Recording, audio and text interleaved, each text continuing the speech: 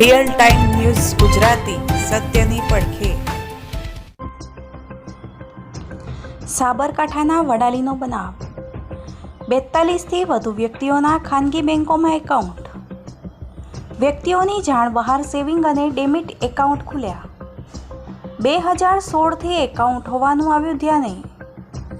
લાખો રૂપિયાનું ટ્રાન્ઝેક્શન પણ ખાતામાં થયા।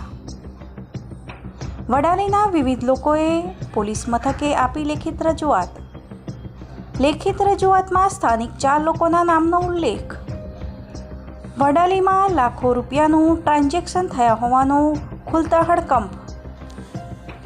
વડાલી પોલીસ મથકે લેખિત રજૂઆત કરાઈ।